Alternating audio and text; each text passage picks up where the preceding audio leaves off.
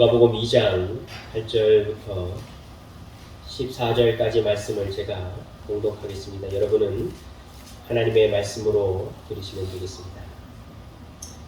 그 지역의 목자들이 밤에 밖에서 자기 양떼를 지키더니 주의 사자가 곁에 서고 주의 영광이 그들을 두루 비치매 크게 무서워하는지라. 천사가 이르되 무서워하지 말라. 보라, 내가 온 백성에게 미칠 큰 기쁨의 좋은 소식을 너희에게 전하노라. 오늘 다윗의 동네에 너희를 위하여 구주가 나셨으니 곧 그리스도 주시니라. 너희가 가서 강보에 쌓여 그 위에 뉘어있는 나귀를 보리니 이것이 너희에게 표적이니라 하더니 호련히 수많은 천군이 그 천사들과 함께 하나님을 찬송하여 이르되 지극히 높은 곳에서는 하나님께 영광이요 땅에서는 하나님이 기뻐하신 사람들 중에 평화로다 하니라. 아멘. 잠시 기도하겠습니다. 지극히 높은 곳에서는 하나님께 영광이요 땅에서는 하나님이 기뻐하신 사람들 중에 평화로다. 우리에게 이 놀라운 은혜와 진리의 계시를 가르쳐 주시고 확증시키시러 이 땅에 오신 우리 예수님을 찬양합니다. 오늘도 우리에게 2000년 전에 하셨던 그 놀라운 진리의 은혜의 말씀이 들리게 하시고 오늘도 우리가 우리의 삶을 다하여 하나님께 영광 돌리며 이 땅에 평화를 구하며 살아갈 수 있는 그러한 선한 청지기들 되도록 하나님 은혜 위에 은혜를 더하여 주시옵소서. 귀한 예물을 주 앞에 올려드립니다. 하나님께서 모든 것을 우리에게 주셨음을 감사하여 돌려드리니 받으시고 하나님 우리 선한 청지기 모든 지체들에게 하늘의 신령한 것들이 멈추지 않게 하시며 땅에 일용할 양식 또한 풍성하게 인도하여 주시옵소서. 감사드리며 예수 그리스도 이름으로 기도드리옵나이다.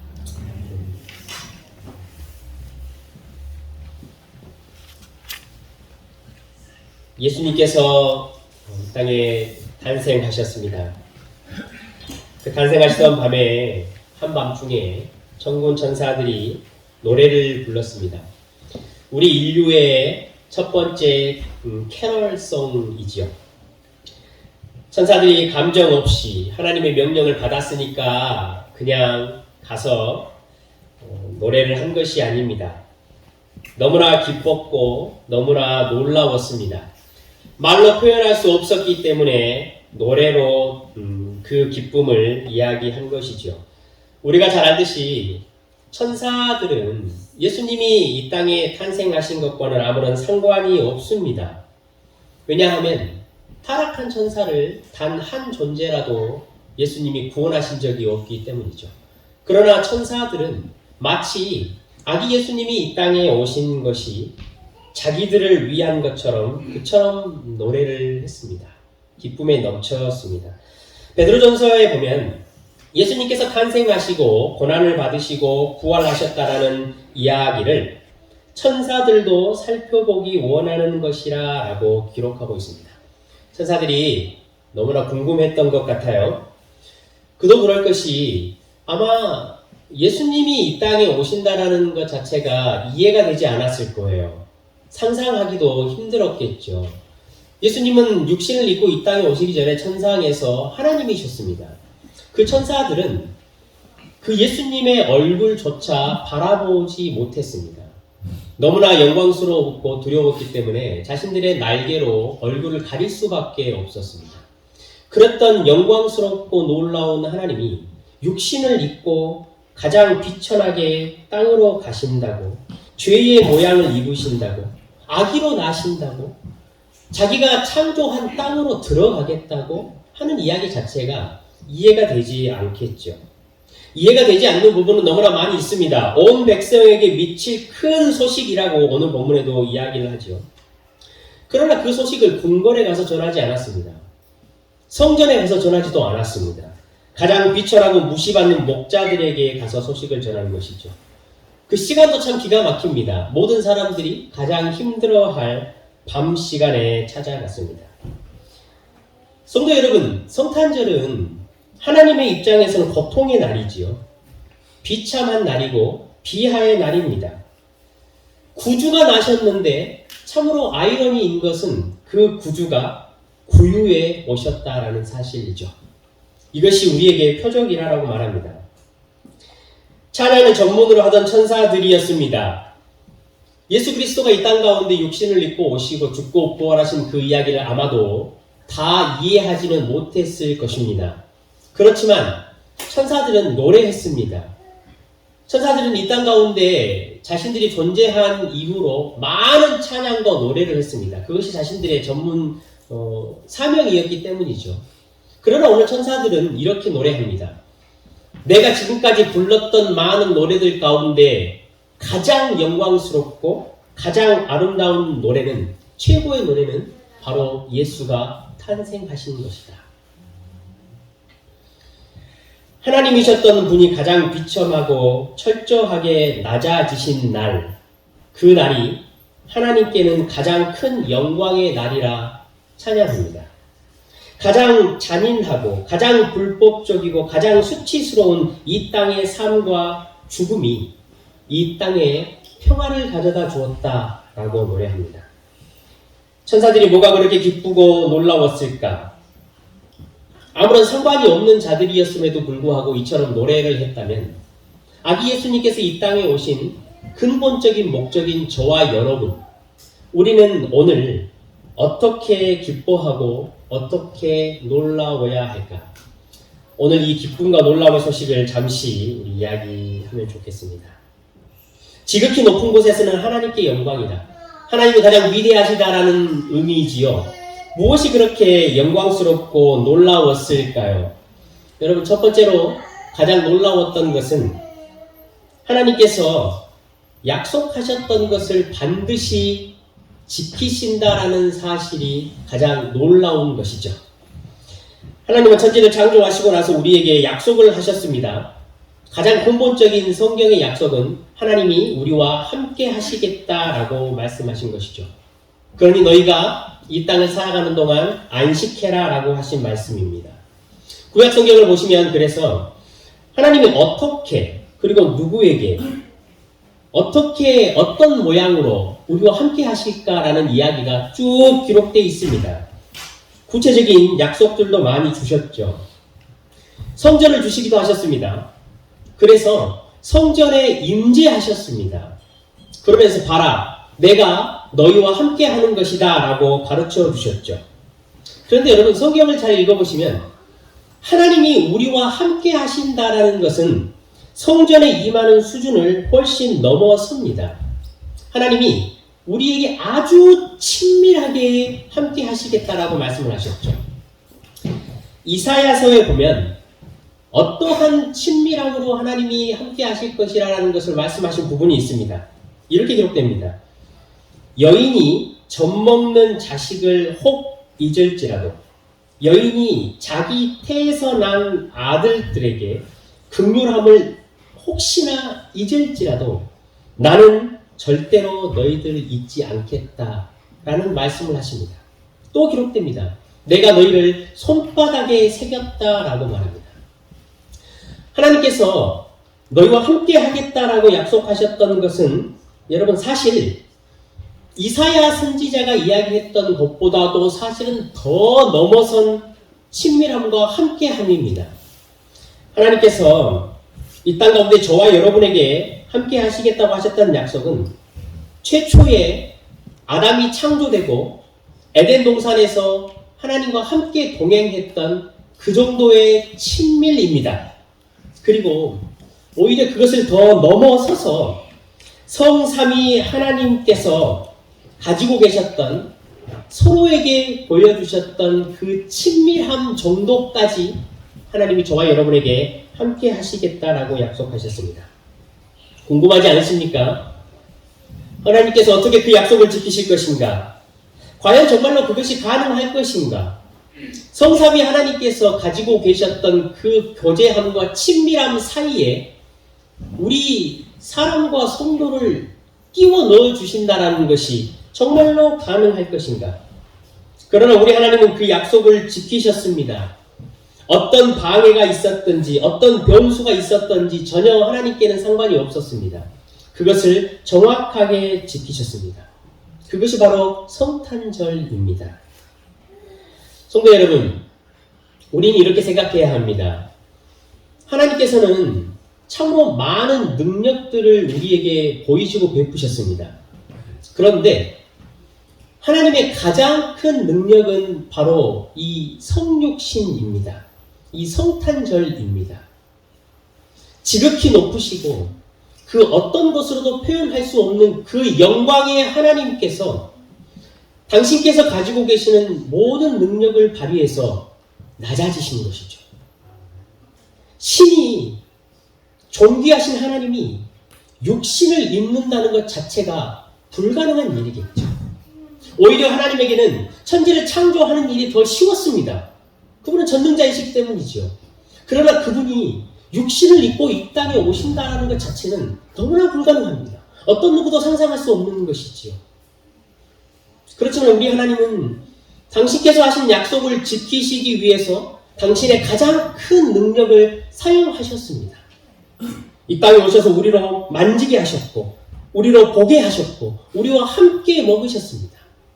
그리고 나서 마지막에 우리에게 성령까지 주셨죠. 그래서 약속대로 그 성령이 우리 안에 내주하셨습니다.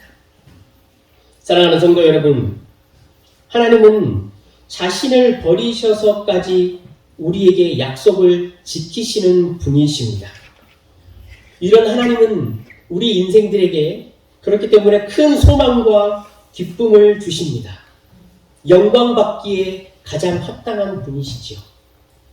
우리에게 주신 모든 계시의 약속들, 이것 또한 그렇다면 우리에게 반드시 지키실 하나님이시라는 사실을 우리는 알 수 있습니다. 아기 예수가 탄생하신 것은 이러한 하나님의 신실하심을 우리에게 보여주는 놀라운 사건입니다. 더 놀라운 것이 있습니다. 예수를 보내셨지요. 아기로 보내셨어요. 이름을 예수라 하라라고 하셨죠. 이는 자기 백성을 그들의 죄에서 구원할 자라라고 말합니다. 여러분, 무슨 죄입니까? 우리가 무슨 죄에 빠졌길래 우리를 구원하신다라는 거죠. 우리는 하나님을 거부한 죄를 지었습니다. 하나님을 인정하지 못하고 하나님을 무시하는 죄를 지었죠. 하나님은 자신이 창조한 인생들에게 모욕을 당하셨습니다. 그래서 우리는 하나님의 입장에서 죄인이었습니다. 하나님과 원수지간이었다라고 말하죠. 이것이 사실은 가장 큰 문제였습니다. 하나님이 우리와 함께 하시겠다라고 한 약속을 지키시기에 가장 큰 장애물, 그것이 바로 우리 인생들의 죄였습니다. 여러분 잘 생각해 보십시오. 하나님은 피해자이십니다. 자신이 창조한 창조물들에게, 인간들에게 영광을 받으시고 존귀를 받으셔야 하나 무시를 당하셨습니다. 모욕을 당하셨죠. 그런데 그 피해자께서 우리에게 직접 오셨습니다. 우리 인생들은 하나님 앞에 심판을 받을 수밖에 없습니다. 하나님은 우리를 구원하셔야 할 의무가 없으신 분이셨습니다. 그런데 우리를 뭐라고 부르셨죠? 자기 백성이라 부르셨습니다. 그분은 피해자이심에도 불구하고 스스로가 우리의 죄악들을 용서하기 위해 이 땅에 오셔서 가장 비참한 상태에 처해지셨습니다. 아기로 태어나자마자 외면을 당하셨습니다. 예수님이 태어나셨을 때 우리가 예수님에게 네임택을 붙인다면 여러분 뭐라고 붙이시겠습니까? 예수님은 난민이 되셨습니다. 태어나자마자 이집트라는 외국으로 도망을 가셔야 했습니다. 난민이셨습니다. 또한 예수님의 네임태그는 현상 수배범입니다. 헤롯이라는 그 왕이 그 예수를 잡아 죽이려고 얼마나 많은 현상금을 걸었겠습니까? 그런데 이러한 비참함과 수모가 예수님에게는 상관없었습니다. 여러분 왜입니까? 자기 백성이기 때문입니다. 우리가 어떠한 처지에 처해 있었든, 하나님과 원수가 되었든, 우리가 죄인 중에 괴수였던 상관없이 우리 하나님에게, 우리 예수님에게 저와 여러분은 자기 백성이었습니다. 그래서 우리 인생 가운데 있는 인류 가운데 있는 모든 죄악과 모든 심판은 자기가 다 뒤집어 쓰셨습니다. 그리고 당신께서 보여줄 수 있는 모든 사랑은 우리에게 부어주셨습니다. 사랑하는 성도 여러분, 이것이 하나님이 영광스러운 이유입니다. 그분의 깊고 높으신 사랑이 바로 우리에게 찬양을 받으셔야 하는 존재라는 것이죠. 천사들이 정말 이것이 가능했을까라고 고민하고 알고 싶어 했지만 정말 그렇게 하셨습니다. 천사들이 얼마나 놀랐겠습니까? 천사들은 아주 부러웠을 것입니다. 이렇게까지 사람을 사랑하시는가? 이렇게까지 하나님이 신실하신 분이신가? 그분이야말로 정말로 찬양과 영광을 받으셔야 하는 분이다. 성도 여러분, 여러분은 어떤 찬양을 부르십니까? 사도 바울 또한 예수님의 탄생하심을 알고 노래를 불렀습니다. 로마서 8장에 보면 사도 바울이 예수님을 만나고 부른 노래들이 쭉 기록되어 있지요. 이렇게 노래합니다. 내가 하나님과 원수 되었을 때도, 내가 하나님 앞에 죄인이 되었을 때도 이처럼 나를 사랑하신 예수 그리스도라면 그 어떤 것이 예수 그리스도 안에 있는 하나님의 사랑에서 나를 끊을 수 있겠느냐. 그것이 오늘 저와 여러분이 불러야 할 찬양이 되어야 합니다. 사랑하는 성도 여러분, 하나님의 신실하심과 하나님의 그 놀라운 사랑을 오늘 마음껏 기뻐하시고 하나님께 영광 돌릴 수 있는 하루가 되시기를 주님의 이름으로 간절히 축원합니다. 이렇게 천사가 1절의 노래를 마칩니다. 그리고 2절을 이어서 노래하지요. 2절은 이것입니다. 땅에서는 하나님이 기뻐하시는 사람들 중에 평화로다. 하늘과 땅이 만나는 날이었습니다. 하늘이 땅으로 내려오신 날입니다. 하나님의 뜻이 하늘에서 이루어진 것과 같이 땅에서도 이루어진 날, 이 날이 성탄절이지요. 하나님의 신실하심과 하나님의 사랑과 공의가 찬양되고 영광 돌려졌습니다. 그것 때문에 이 땅 가운데 참된 평화와 안식이 시작됐습니다. 성도 여러분, 인류가 타락한 이후에 평화라는 노래는 우리 인류 가운데 사라졌습니다. 하나님과 평화가 깨진 인류 안에는 결코 평화가 있을 수가 없기 때문이죠. 하나님과의 평화가 깨진 부부를 한번 보십시오. 아담과 하와는 서로 기싸움을 했습니다.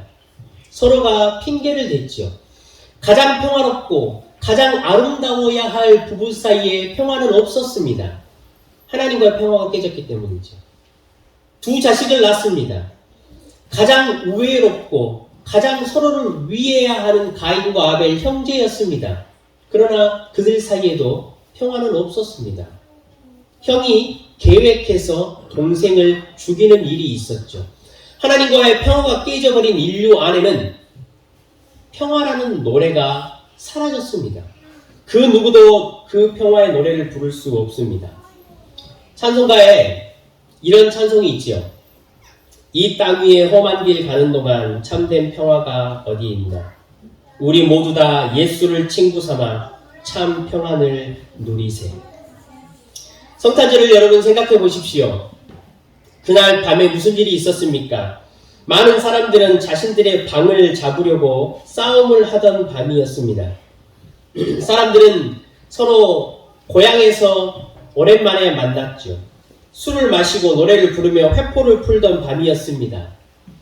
임산부가 역에게 들어왔어도 그 누구 하나 방 구석을 양보해주지 않았던 절망스러운 밤이었습니다. 그 더러운 구유에서 그러나 우리 예수님은 해맑게 웃으셨습니다. 세상에 있는 모든 살기, 세상에 있는 모든 욕심, 그 모든 것에 희생양이 되겠다라고 말씀하신 울음소리였습니다. 아기 예수님은 이렇게 말씀하고 계시는 것이죠. 너희들 잘못이 발생되면 희생양을 찾지. 너희들 욕심이 발생되면 희생양을 찾지. 그 모든 희생양은 내가 될 테니 나에게 다 뒤집어 씌우고 너희들 안에서는 평강을 누리어라 라고 말씀하신 것이죠. 성도 여러분, 우리는 웃는 얼굴을 하고 있지만 여전히 이 땅 가운데는 죽이고 빼앗고 고집부리고 분열하고 자기 벤을 위해서 살아가며 계약적이고 일시적인 평화만 있을 뿐입니다. 이 땅 위의 평화를 그래서 예수님께서 가져오신 것이지요. 욕심은 커지고 만족이 없던 세상이었습니다. 죄와 사망과 상실감 때문이었지요. 그렇지만 택하신 족속이 있었습니다. 하나님이 기뻐하신 사람들이 있었습니다. 그게 바로 교회와 성도들이지요. 교회와 성도는 다시 하나님과의 평화를 누렸습니다. 하나님과의 평화를 회복했지요. 그 교회와 성도를 통해서 이제 이 땅 가운데 실질적인 평화가 시작되었습니다. 전쟁의 참상 속에서도 난민들에게 음식이 주어졌습니다. 고아와 과부의 외로움을 채울 수 있는 사람들이 나타났습니다. 아프리카에는 우물이 파지고 병원이 세워졌습니다.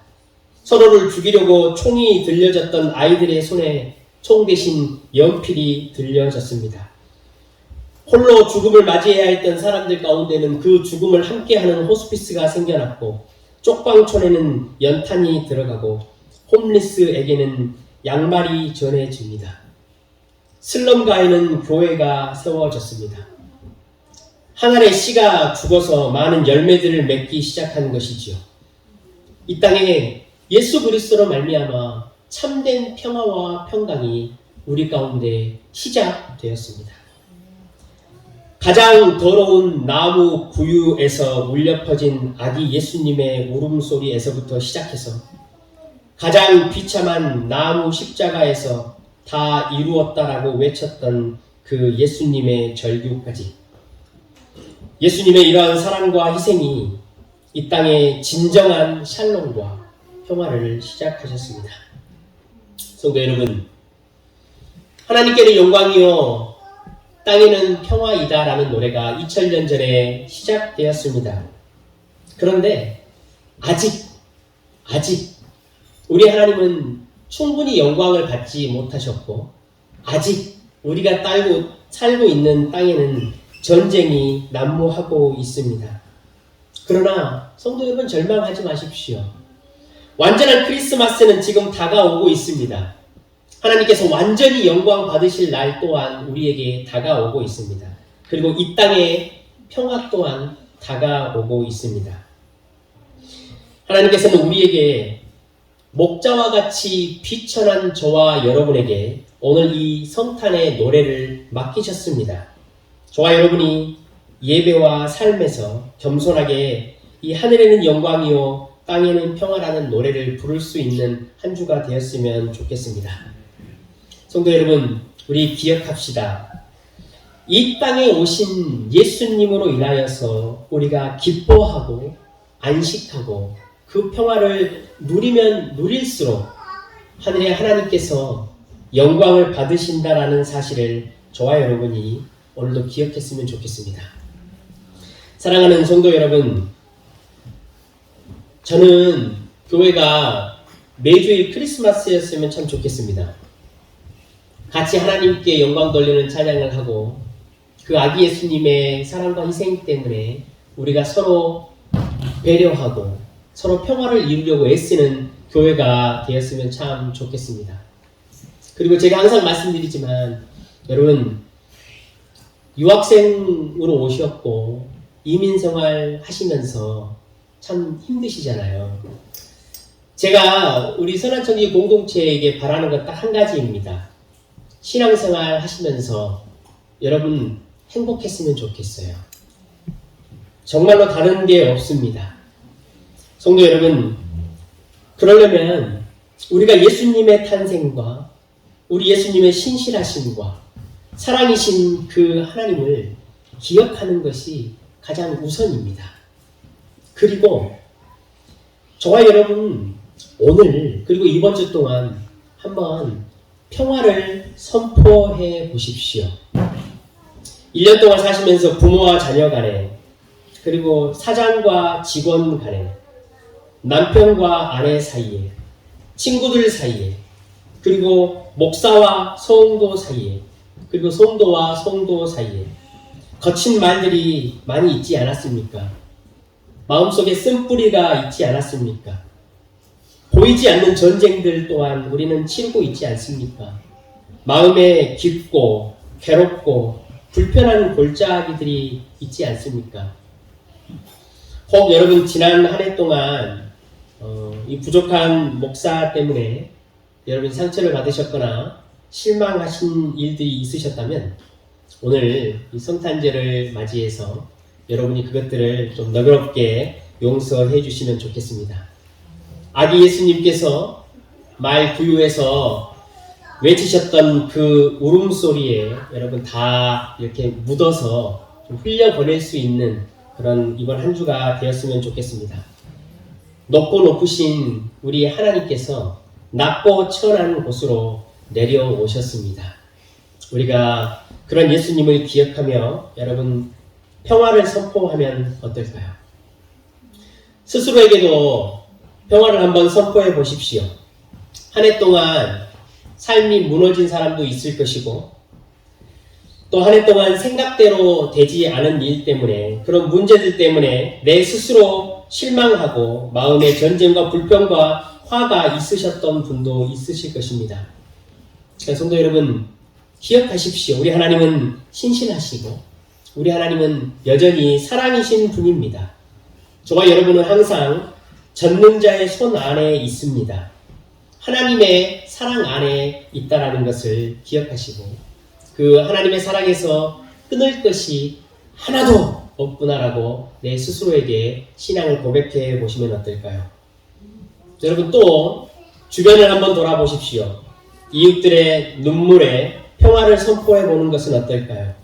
먹을 것을 함께 나누고 입을 것을 함께 나누고 내 살과 내 피를 그리고 내 피 같은 물질을 또 들여서 이웃들에게 베풀어 보는 것이 어떨까요? 성도 여러분, 하늘의 영광이 선포되었습니다. 그것 때문에 이 땅 가운데 교회와 성도는 평화를 누리고 있습니다. 그렇다면 그 반대로 이 땅 가운데 교회와 성도가 평화를 나눌수록 이 땅에 하나님의 영광이 선포되어진다는 사실 또한 저희가 기억했으면 좋겠습니다. 한 주 동안 마음껏 감사하시고 마음껏 기뻐하시고 또 마음껏 사랑하시고 축복과 평화를 전하시는 복된 한 주 되시기를 주님의 이름으로 간절히 축원합니다.